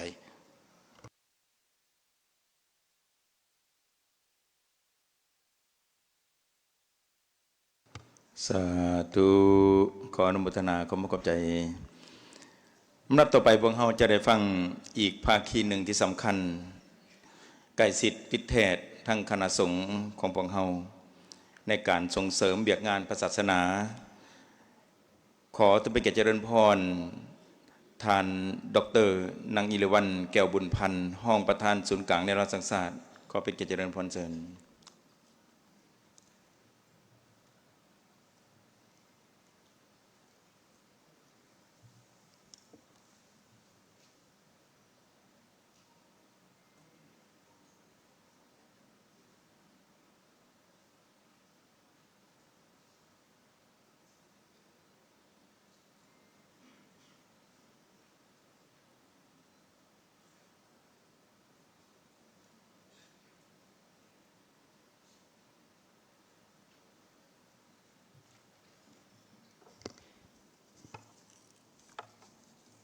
ขอน้อมไหว้คุณพระรัตนศรีรัตนตรัยขอน้อมนมัสการพระอาจารย์ใหญ่มหาเวทมศินัยประธานองค์การศูนย์กลางองค์การพุทธศาสนาสัมพันธ์แห่งสปป.ลาวที่เคารพและนับถืออย่างสูงขอน้อมนมัสการพระอาจารย์พระเทรานุเทระขอเฮียนท่านประธานปริญญาเอกศิลวงศ์คุดประทูลกรรมการกรมการเมืองศูนย์กลางภาคประธานศูนย์กลางแนวเราสังสารได้ตั้งหน้าให้การนำขั้นสูงที่ได้มาติดให้ความอบอุ่นและติดตามกองประชุมใหญ่ขององค์การพุทธศาสนาครั้งที่9ในครั้งนี้บรรดาทานการนำภาครัฐครอบครัวการนำบรรดาแขกผู้ที่มีเกียรติท่านหญิงและท่านชายที่นับถือมื้อนี้ข้าพเจ้าขน้อยมีความภาคภูมิใจและเป็นเกียรติอย่างยิ่งที่ได้ตั้งหน้าให้การนำศูนย์กลางในเราสังสารก็คือคณะประจำศูนย์กลางในเราสังสารเข้าร่วมกองประชุมสำคัญและได้ประกอบความเห็นต่อกองประชุมใหญ่ผู้แทนพระสงฆ์ทั่วประเทศสมัยที่9ขององค์การพุทธศาสนาสัมพันธ์แห่งสปป.ลาวในครั้งนี้ในหัวข้อบทบาทของพระสงฆ์ลาวต่อการตั้งโฮมความสามัคคีประชาชนลาวบรรดาเผ่าก่อนอื่นขอนำเอาความคำนับสมเสยคำอวยพรอันประเสริฐจากคณะกรรมการศูนย์กลางในรัฐสังสารสมัยที่11และกรรมการในรัฐสังสารทุกขั้นประชาชนลาวบรรดาเผ่ามายังกองประชุมใหญ่ผู้แทนพระสงฆ์ทั่วประเทศครั้งที่9ขององค์การพุทธศาสนาสัมพันธ์ลาวในครั้งนี้อย่างสุดใหญ่พิเศษในโอกาสที่เป็นสิริมงคลดังกล่าวในน้ำต่างนายแก่คณะกรรมการศูนย์กลางในรัฐสังสารก็คือในน้ำส่วนตัวขน้อยขออนุโมทนาสาธุการ โตมติของคณะกรรมการประจำศูนย์กลางองค์การอพสที่ได้เอกภาพรับรองเอาพระอาจารย์ใหญ่เวทมาเสนัยเป็นองค์ประธานศูนย์กลางองค์การอพสแห่งสปป.ลาวของพวกเขาพร้อมเดียวกันนี้ก็ขอแสดงความเห็นดีเป็นเอกภาพอย่างสมบูรณ์ต่อบทรายงานการเคลื่อนไหว5 ปีในระยะที่ผ่านมาเสนอโดยพระอาจารย์ใหญ่บุญส่วนพันธวงศ์รองประธานศูนย์กลางองค์การพุทธศาสนาสัมพันธ์ลาวและแผนทิศทางแผนการและวิสัยทัศน์ในต่อหน้าที่ได้เสนอโดยพระอาจารย์บุญทวีประสิทธิศักดิ์คณะบริหารงานประจำศูนย์กลางอพสลาวฉะนั้นในโอกาสดังกล่าวนี้ขออนุญาตมีคำเห็นเกี่ยวกับหัวข้อบทบาทพระสงฆ์ลาวต่อการตั้งโฮมความสามัคคีบรรดาเผ่าคือบรรดาทานหู้น้ำกันแล้วว่าองค์การแนวร้าวสังสาสแมนภาคส่วนหนึ่งในระบบการเมืองแห่งสาธารณรัฐประชาธิปไตยประชาชนลาวโดยแมนพรรคประชาชนปฏิวัติลาวเป็นแกนนำทั้งเป็นพื้นฐานของระบบประชาธิปไตยประชาชนลาวและมีมูลเสื้ออันสง่าองค์อาจมาจากแนวร้าวอิสระแนวร้าวหักศาสตร์ในเมื่อก่อนและแนวร้าวสังสาสในปัจจุบันแนวร้าวสังสาสเป็นองค์การจัดตั้งสัมพันธ์ทางการเมืองของทั่วสังคมเป็นสหพันธ์การจัดตั้งการเมืองสังคมการจัดตั้งสังคมและบุคคลที่เป็นตัวแทนให้แก่สั้นคนเผ่าชนศาสนาเพศวัยรวมทั้งตัวแทนคนลาวที่ดำรงชีวิตอยู่ต่างประเทศแนวร้าวสังสาสมีบทบาทหน้าที่ในการตั้งโฮมความสามัคคีปองดองประชาชนลาวทั้งชาติการศึกษาอบรมปลุกระดมคนขอยมหาชนเพื่อเป็นกำลังแห่งเข้าร่วมภารกิจปกปักรักษาและสร้างสาพัฒนาประเทศชาติองค์การพุทธศาสนาสัมพันธ์ลาวถือว่าเป็นองค์การภาคีหนึ่งขององค์การศูนย์กลางแนวร้าวสังสาสและมีมูลเชื่อในการพัวพันประสานสมทบกันมาแต่สมัยต่อสู่กุศลองค์การพุทธศาสนาสัมพันธ์ลาวก็คือพระสงฆ์ลาวย้ำใดก็อยู่เคียงบ่าเคียงไหลและประกอบส่วนในภารกิจปฏิบัติของประเทศเฮาอย่างเสมอต้นเสมอปลายมูลเชื่อการดำรงชีวิตของประชาชนลาวบรรดาเผ่าจำนวนหลายแม่นติดพันกับวัดวาพุทธศาสนามาแต่ดึกดำบรรพ์พุทธศาสนาตัดแยกออกจากชาติบ่ได้และองค์และพระสงฆ์สัมมณีนก็บ่สามารถตัดแยกออกจากญาติโยมลาวบรรดาเผ่าบ่ได้เช่นกันมูลเชื่อและประวัติศาสตร์ของชาติลาวเฮาได้ยั่งยืนว่าพระสงฆ์ลาวในทุกยุคทุกสมัยล้วนแต่เป็นขั้นทุงเป็นชีวิตจิตใจและเป็นได้ถือศีลธรรมเป็นปัจจัยประกอบส่วนเข้าในการต่อสู้กู้ชาติพื้นแผ่นดินลาวได้สนับสนุนแนวทางนโยบายของพรรครัฐวางออกแต่ละระยะเพื่อจุดประสงค์สร้างความสามัคคีปรองดองประชาชนลาวบรรดาเผ่าเพื่อความหั่งมีผาสุขความศิวิไลของประชาชนลาวบรรดาเผ่าภายหลังประเทศชาติได้รับการปลดปล่อยจนถึงปัจจุบันองค์การพุทธศาสนาสัมพันธ์ลาวยังสืบต่อเสริมขยายมูลเชื่ออันดีงามดังกล่าวประกอบส่วนอย่างตั้งหน้าในภารกิจปกปักรักษาและสร้างสาประเทศชาติในการเคลื่อนไหวตัวจริงได้มีผลงานหลายด้านที่พ้นเด่นคือดังที่ได้กล่าวในบทรายงานแล้วนั้นสิ่งที่ยั่งยืนให้เห็นบทบาทความสำคัญของพระสงฆ์ในการตั้งโฮมความสามัคคีภายในพระสงฆ์วัดยังเป็นบอนเต้าโฮมศึกษาอบรมออกตนญาติโยมให้เป็นพลเมืองดีมีน้ำใจหักเสื้อแพงศาสตร์หักบ้านเกิดเมืองนอนฮู้จักบาปบุญคุณโทษฮู้ลดละปล่อยวางในสิ่งที่บ่ดีอบายมุขต่างๆหรือปรากฏการณ์โยโทอื่นๆวัดและพระสงฆ์ลาวได้กลายเป็นที่พึ่งทางด้านจิตใจให้แก่ประชาชนลาวบรรดาเผ่าในยามมีปัญหามีความขัดสนทางด้านจิตใจพระสงฆ์ลาวได้นำเอาศีลธรรมทางพุทธศาสนาและแนวทางอันถูกต้องเป็นธรรมสอดห้อยผสมผสานไปนำการซิดสอนให้แก่ประชาชนลาวบรรดาเผ่าเข้าใจต่อความเป็นเจ้าของเป็นเจ้าตนเองหักเสื้อแพงศาสตร์เป็นตนนอกจากนั้นพระสงฆ์ยังได้ประกอบส่วนในเวียกงานพัฒนาทรัพยากรมนุษย์ด้วยหลายรูปการทางด้านการศึกษาอยู่ภายใน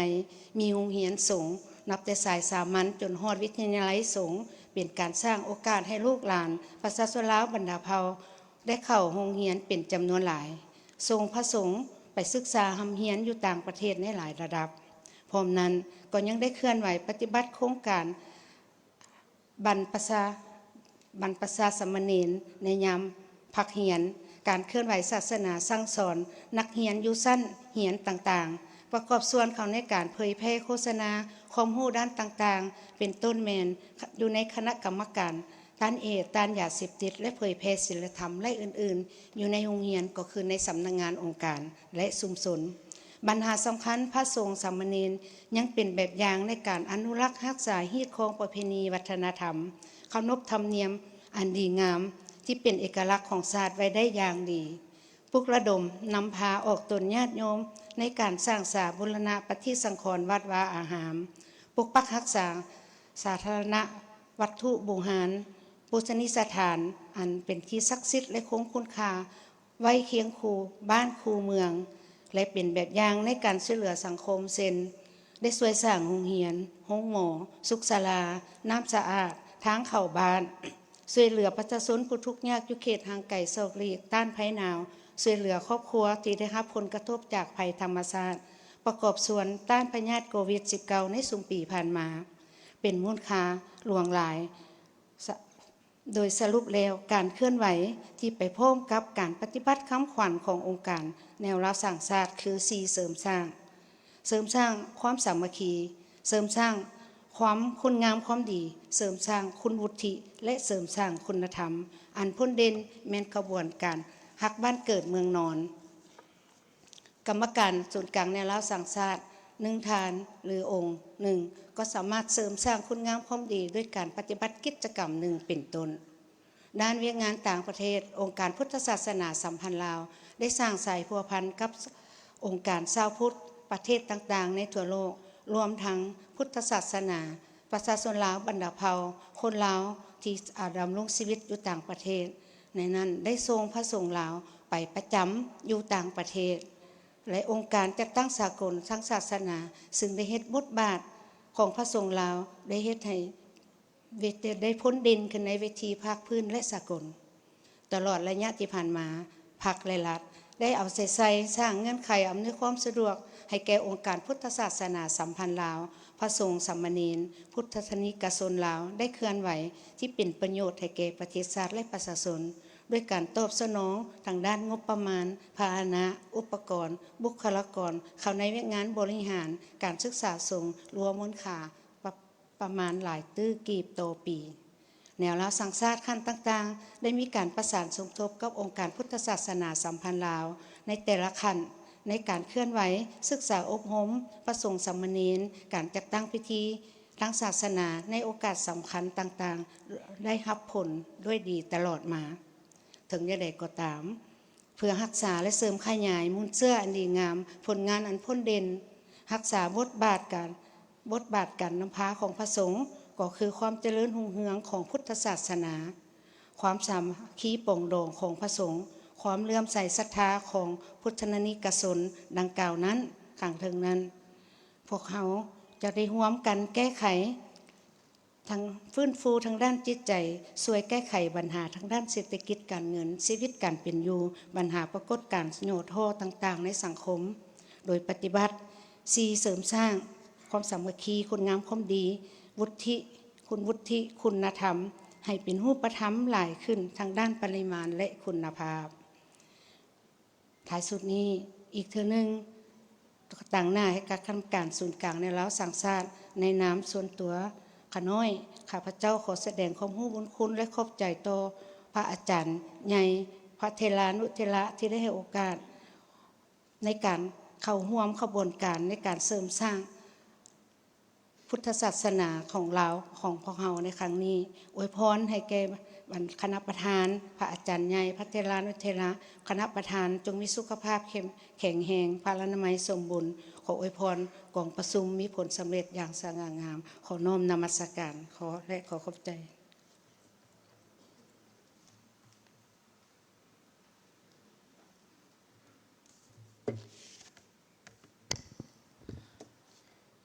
สาธุ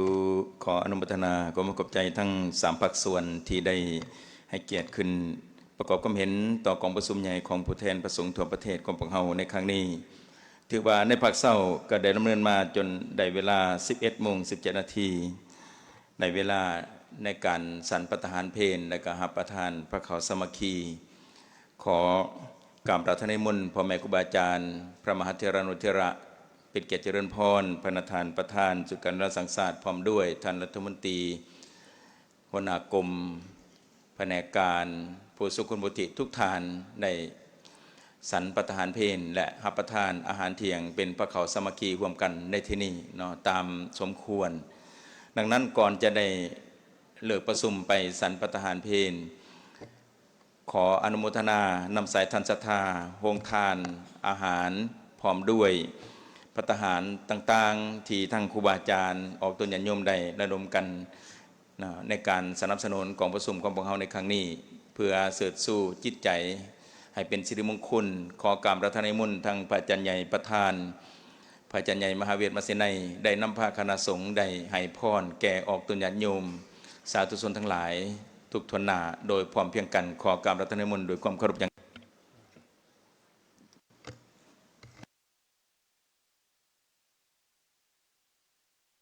สัพพสันตาปวัสสิโตสัพพเวรมติกันโตนิโพโตจตุวังติโยวิวัสสันโตสัพพโลกโค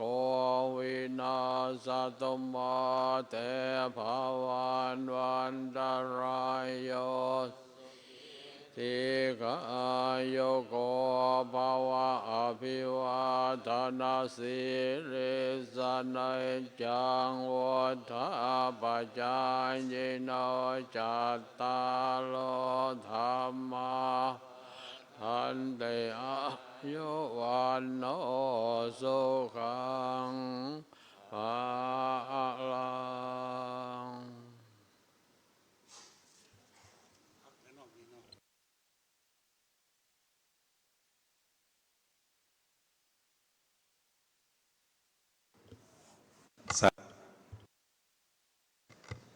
ขอกราบพระทานนิมนต์คณะสงฆ์ไปก่อนเนาะจังหานาทีแล้วก็จังออกตนญาติโยม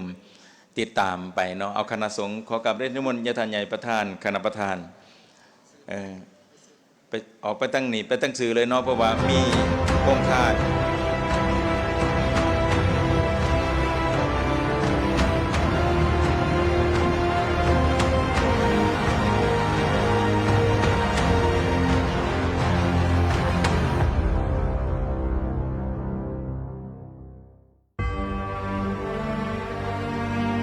องค์การพุทธศาสนาสัมพันธ์แห่งสปป.ลาวแม่นองค์การบริหารสูงสุดในระบบการจัดตั้งพุทธศาสนาอยู่สปป.ลาว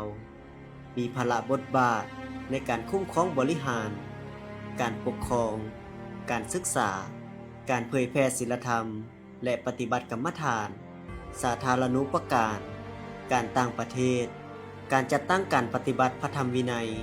รวมทั้งการเต้าโหมความสามัคคีพุทธศาสนิกชนประชาชนลาวบรรดาเผ่าและการพัวพันสากลเกี่ยวกับศาสนาพุทธศาสนาอยู่ในสปป.ลาวมีมาตั้งแต่บุพการยามใดพุทธศาสนาก็ติดพันกับประเทศชาติประเทศชาติก็ติดพันกับพระพุทธศาสนาธรรมะคำสั่งสอนทางพุทธศาสนาก็ติดพันกับแนวทางนโยบายของพรรคของรัฐใน5กรรมาธิการนี้ได้ช่วยประเทศชาติบ้านเมืองในทุกกรรมาธิการพระสงฆ์เขาก็ได้นำเอาธรรมะคำสั่งสอนคือความดีความจริงความถูกต้องที่เป็นสาระประโยชน์นำเผยแผ่ให้ออกตัวญาติโยมได้หู้จักความดีความชั่วและอื่นๆการสั่งสาวัดวาอาหามโรงเรียนโรงหมอตลอดถึงช่วยเหลือสาธารณกุศลต่างๆภัยพิบัติน้ำท่วมไฟไหม้พระสงฆ์เขาก็เอาไปช่วยสงเคราะห์เพราะฉะนั้นพระพุทธศาสนากับประเทศชาติจึงเคียงคู่กันไปตลอดกาล ขอ ของการบริหารส่วนกลางปสก็ได้สุกโยการจัดพิมพ์พระไตรปิฎกเพิ่นก็ดำเนินริเริ่มมาพระไตรปิฎกตั้งแต่สมัยที่7เนาะปวดแก่กันมาจนมาถึงสมัยที่8นี่แม่นพวกเฮาได้จัดพิมพ์แล้วก็จัดเปิดโตพระไตรปิฎกอย่างเป็นทางการตั้งแต่เวลาเปิดโตมาในถ่ายปี 2024และ 2025ต่อใส่ 2026ในสมัยที่เก่าที่จะมาถึงนี้แม่นพวกเฮาจะได้เริ่มจัดแจกจ่ายไปทั่วประเทศเนาะแล้วก็ออกนอกภาคพื้นเนาะภาคพื้นและสากลตามเงื่อนไขและก็ต่อมาก็แม่นการสำเร็จการรับมอบการสร้างสากุฏิประธานสงฆ์ของศูนย์กลางอปสเฮานี้และจัดงานอีเวนต์กิจกรรมต่างๆงานบุญนมัสการพระธาตุหลวงก็ได้จัดมาตลอดปีจัดบุญนิทรรศการอยู่หน้าหอธรรมสภาเปียกงานในครั้งต่อไปหันเนาะก็สิเว้าเป็นภาพนั่นเป็นภาพรวมๆเนาะของการบริหารของพวกเฮาหันโครงการที่1ก็แม่นจะสร้างความเข้มแข็งให้กับเบียกงานการบริการสังคมบริการองค์การจัดตั้งภายในการจัดตั้งตนเองเนาะโดยเฉพาะเป็นการนำใส่เทคโนโลยีนำใส่สื่อในแบบใหม่โครงการที่2ก็แม่นสุกอยู่การปฏิบัติหน้าที่ของพระสงฆ์เนาะในขันต่างๆบ่ว่าจะเป็นขันแข้งขันเมืองเนาะสุกอยู่ให้เพิ่นดำเนินกิจกรรมตามขาดหมายให้ได้เนาะโครงการที่3ก็แม่นสร้างความเข้มแข็งต่อบุคลากรสงฆ์และก็ฆราวาสที่เข้ามาเฮ็ดเวียกอยู่ในองค์การสงฆ์ของพวกเฮาโครงการที่4ก็แม่นสุกอยู่และส่งเสริมการจัดตั้งสำนักงานทุกอปสแข็งในทั่วประเทศก็ต้องได้มีของการบริหารเป็นหลักโครงการที่5แม่นสร้างและปรับปรุงบรรดานิติกรรมที่เกี่ยวข้องโครงการที่6ก็แม่นสืบต่อจัดพิมพ์แจกจ่ายพระไตรปิฎกเฮาจะดำเนินแจกจ่ายไปเรื่อยๆเพราะว่าจัดพิมพ์เป็นครั้งแรกครั้งปฐมฤกษ์ครั้งที่สำคัญที่สุดเนาะของสปปลาวของพวกเฮาที่มีพระไตรปิฎกที่สมบูรณ์แบบระหว่างภาษาลาวและภาษาบาลีก็จะได้แจกจ่ายไปตลอดสมัยที่เก่าที่จะมาถึงนี้อันนี้ก็เป็นโครงการแผนงานของการบริหารและก็เวียกงานที่พลเด่นที่ได้ดำเนินมาตลอดระยะสมัยคณะกรรมการปกครองสงฆ์ขั้นศูนย์กลางลงเหาะท้องถิ่นได้เอาใจใส่เก็บกรรมสถิติพระสงฆ์สามเณรพ่อข่าวแม่ข่าวสังฆรีวัดเป็นปกติทุกๆปี2ได้สำเร็จพิมพ์ปึ้มสุทธิจำนวน20,000 หัว 3. ได้ร่วมกับกรมศาสนาศูนย์กลางแนวราสร้างชาติบุงสุกโยเวียกงานปกครองสงฆ์ในทั่วประเทศได้จำนวน14แข่ง 4. ได้สำเร็จเผยแพร่ผลสำเร็จของประชุมใหญ่สมัยที่8และเผยแพร่ธรรมนูญปกครองสงฆ์ฉบับปรับปรุงใหม่ร่วมกับ5 กรรมาธิการ 5. ได้สำเร็จของประชุมร่วมกับกรมสมโนครัวการขึ้นสมโนพระสงฆ์สามเณรพ่อข่าวแม่ข่าวขั้นแข่งขั้นเมืองขั้นวัดแต่ละวัดในทั่วประเทศวัดกาประทับวัดเมืองกาประทับแข่ง 6. สำเร็จการเข้าร่วมบุญวิสาขบูชาที่จัดขึ้นที่ประเทศเวียดนามและราชอาณาจักรไทย 7. ได้สำเร็จเข้าร่วมกองประชุม3ชาติลาวเวียดนามกัมพูชาครั้งที่2จัดขึ้นอยู่สสเวียดนามและครั้งที่3ที่ได้จัดขึ้นอยู่ราชอาณาจักรกัมพูชา 8. ได้สำเร็จการช่วยเหลือภัยน้ำท่วมแข่งอุดมไซแข่งหลวงน้ำทาและแข่งอื่นๆ 9. ได้สำเร็จการมอบอุปกรณ์เครื่องรับใช้ห้องการให้แก่แข่งหัวพันแข่งเซกองและแข่งอัตตปือการสร้างยุทธศาสตร์และวิสัยทัศน์ของกรรมาธิการจัดตั้งศูนย์ปฏิบัติธรรมตรงนั้นยังได้จัดฝึกอบรมผู้วิปัสสนาเพื่อตอบสนองในการลงไปเผยแพร่และสอนกรรมฐานให้ได้ครบในทางภายในและต่างประเทศและก็ยังได้ขยายไปสู่ต่างแขวงอีกหลายๆปอนที่ให้มีครูวิปัสสนาจารย์ได้ไปสอนอย่างเหมาะสมอันที่2แม่นได้จัดทำพระไตรปิฎกซึ่งเป็นภาษาลาวและภาษาบาลีซึ่งทางอปสได้มอบหมายหน้าที่ให้ทางกรรมาธิการซึ่งแม่นพระอาจารย์ใหญ่มหาอุดรได้นำพาคณะจัดทำก็ถือว่าสำเร็จ อันที่3แม่นได้จัดตั้งกองทุนอุปถัมภ์กรรมาธิการเผยแพร่เพื่อชุกยูกิจกรรมของกรรมาธิการ และที่4แม่นกิจกรรมเพื่อส่งเสริมคุณธรรมศีลธรรมให้แก่น้องๆนักเรียนเยาวชนเป็นต้นว่าขายธรรมะสนับสนุนเพื่อเยาวชนก็ได้ขยายออกไปตั้งแขวงแล้วก็มีกิจกรรมบรรพชาสามเณรก็ได้จัดทำขึ้นมาอย่างเป็นกระบวนการฟื้นแล้วก็ยังได้ลงสอนโรงเรียน